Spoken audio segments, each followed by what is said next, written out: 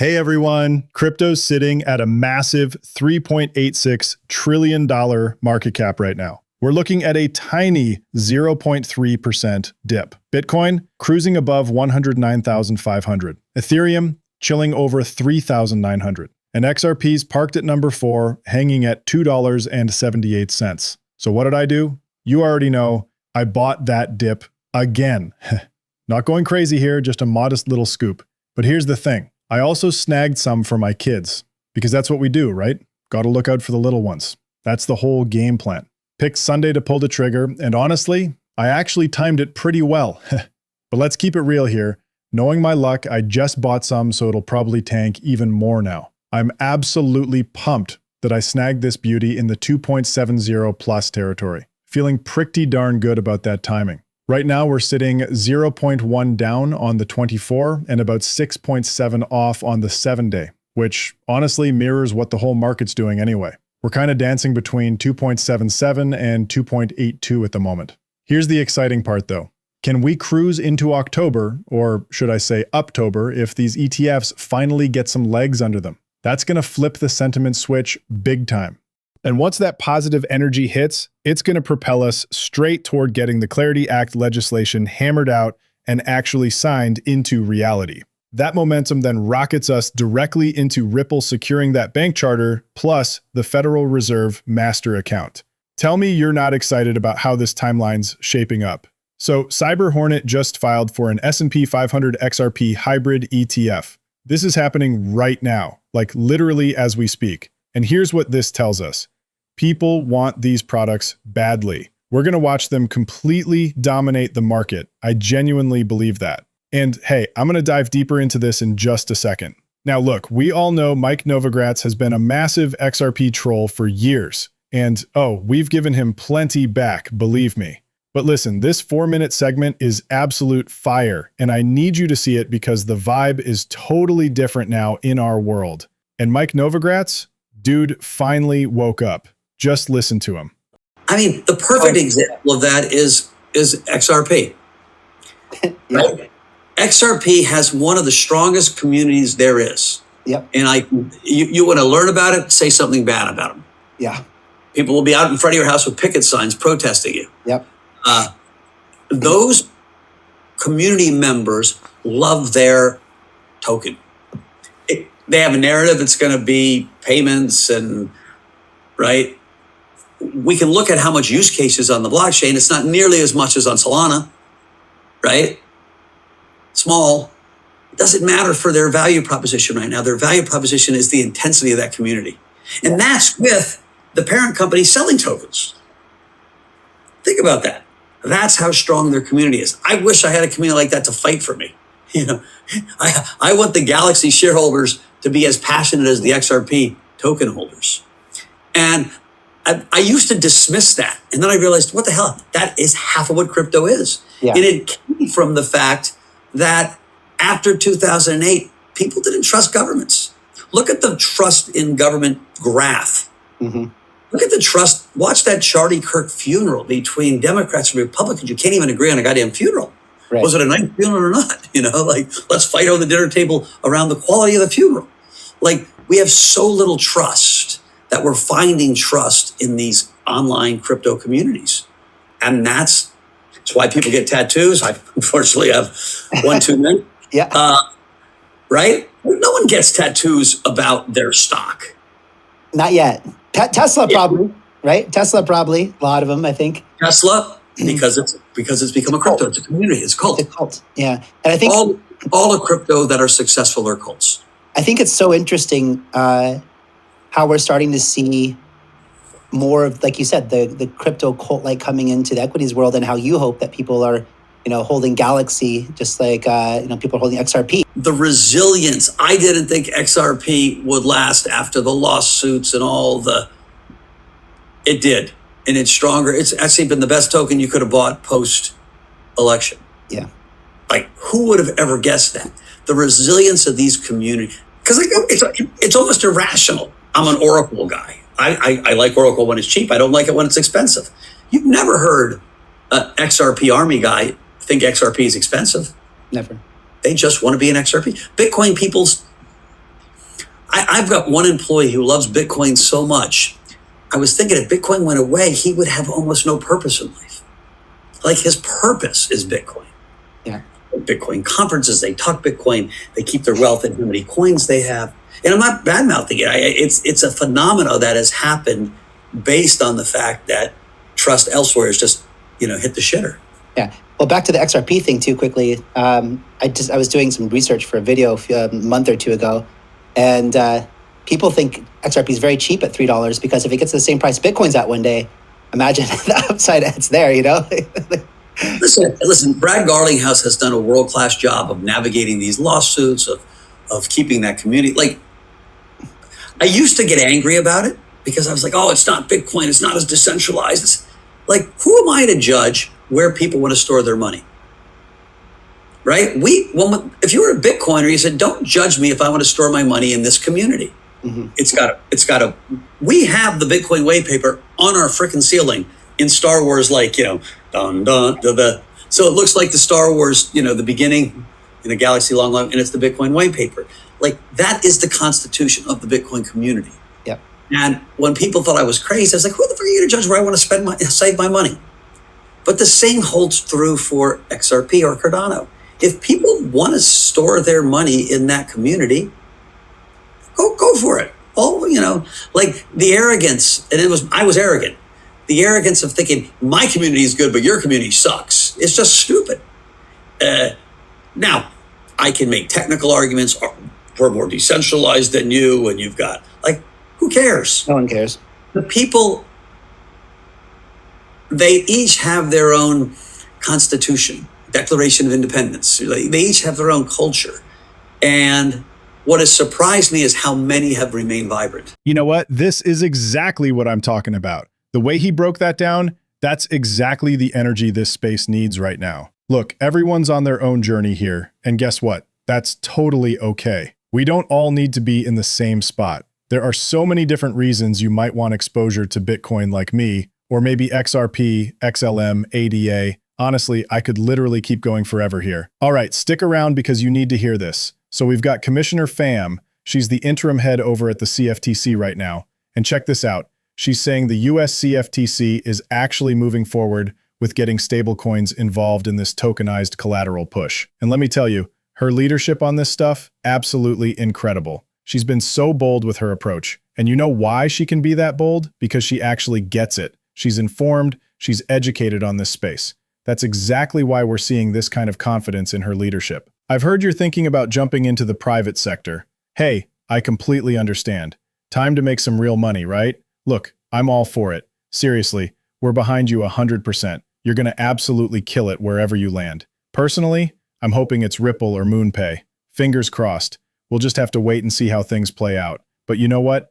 Even if that doesn't happen, you're already doing an incredible job as interim head. And honestly, if you decided to stick around and take the full-time CFTC role, I wouldn't complain one bit.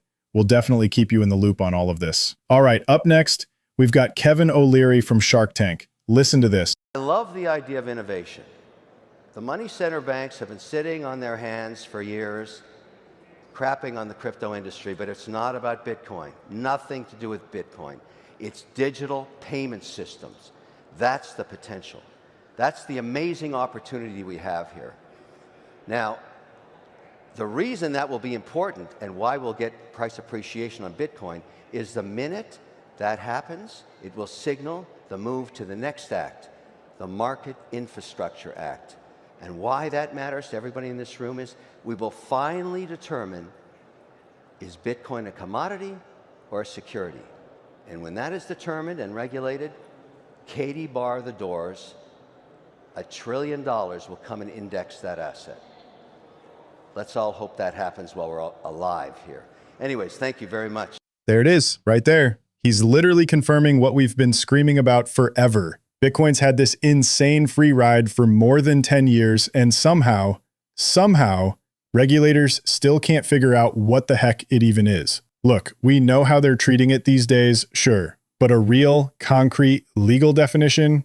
Nope, still up in the air. And that's gotta get sorted out for everything in crypto, not just Bitcoin alone. Now, here's where things get interesting. Ripple's going full throttle into institutional territory with this fresh collaboration with Ando Finance. They're literally putting US Treasuries right on the XRP ledger. Look, I know we've beaten this topic to death already, but hear me out. We're about to enter this insane October window, and there's just so much going on that I'm literally on the edge of my seat wanting to see how it all plays out. Like, they're finally modernizing how money flows in and out of American bank accounts through the US Treasury. Yeah, the US Treasury is actually pulling the trigger on a completely new payment system. And you're not going to believe when. This Tuesday, September 30, 2025.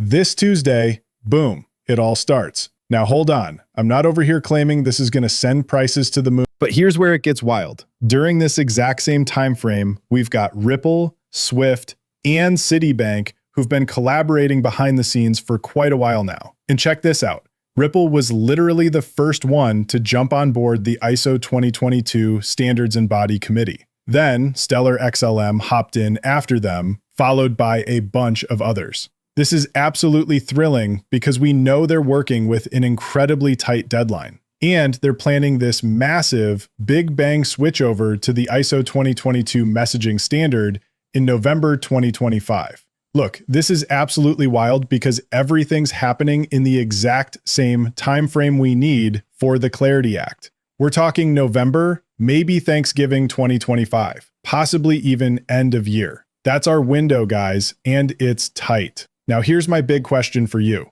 Are these things competing against each other, or are they actually working together to launch this market straight to the moon? Because honestly, that's what I'm seeing here.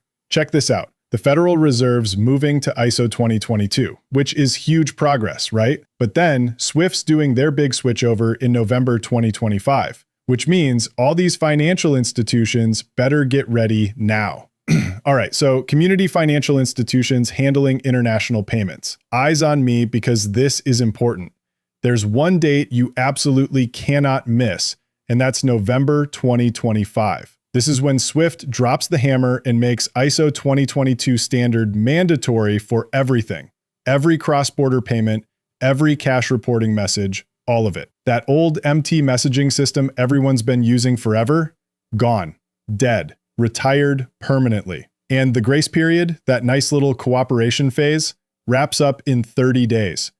We've already watched Fedwire make the switch back in July this summer, right? Everything's literally falling into place, and honestly, I'm convinced Ripple is sitting right at the heart of this whole thing. Bitcoin could actually end up sitting right next to gold as a reserve asset on central bank balance sheets.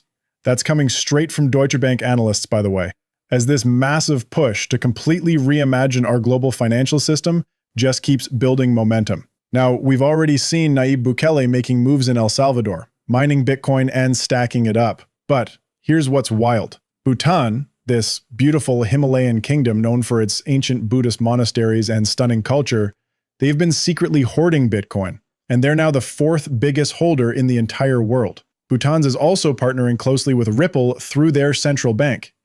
Yeah, exactly. Then you've got Scott Bessent, the US Treasury Secretary, and listen to what he's saying. America's not going to buy Bitcoin, but here's the key part. We're definitely not selling the Bitcoin we're already holding either. Listen to this. We've got the large gold holding. I doubt we're going to revalue it, but we are going to keep it there, again, as a store of value for the American people. We've also started to get into the 21st century, a Bitcoin strategic reserve. We're not going to be buying that, but we are going to use confiscated assets and continue to build that up. We're going to stop selling that. I believe that Bitcoin reserve at today's prices is somewhere between 15 and 20 billion. And Mr. Secretary, all of these ideas to monetize the asset side of the balance sheet of America, is that partly the beginnings of this sovereign wealth fund that you spoke about in your hearing back in January? I think that these are all standalone ideas, and that as we get more into them, it will require legislation. We'll do it through statute to create a fund to hold these and to oversee them in a good way for the American people, for future generations. All right, there it is. And look, you know exactly where I stand on this. Here's what I'm thinking. Why can't the US Treasury just create digital assets, kind of like those wartime bonds, specifically for stuff like Bitcoin, XRP, XLM, ADA, Solana, and whatever else? Think about it. America could stack these assets without spending a single taxpayer dollar. Even better, the government could actually share the profits with everyday citizens, lifting everyone up together as we step into this new digital on-chain economy. That's the direction we should be heading in.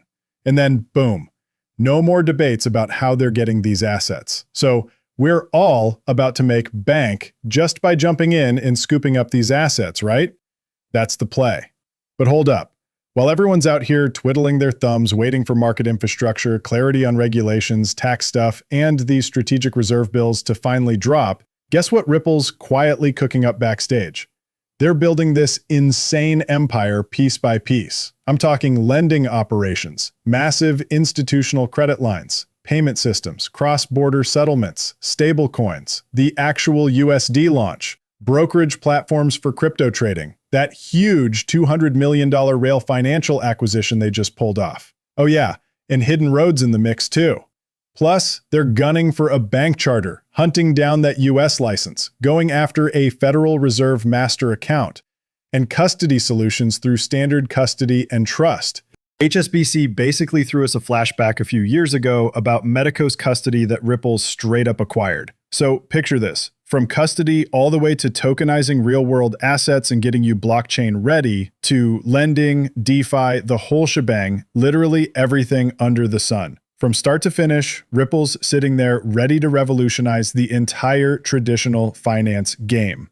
And honestly, we're just sitting here twiddling our thumbs until the legislation drops and confirms what we already know. That's literally my whole vibe on this. And what you're seeing here is just a fraction of the massive list that's basically coiled up, ready to spring. Some players have already jumped in and said, yeah, we're doing this, while others are playing it cool and staying silent. But listen, the ones staring back at you right now, they're all partnered up with Ripple.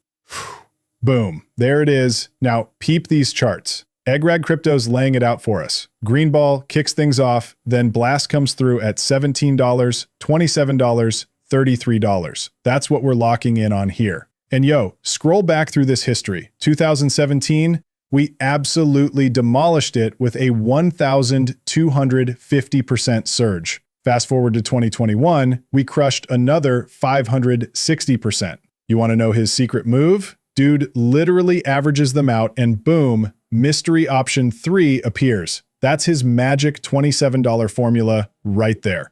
All right, your turn now. Drop your prediction. With everything we just unpacked here, where's XRP actually heading once this entire circus wraps up? ETFs and all that jazz. Remember though, zero financial advice happening here from anyone. Catch you on the next video.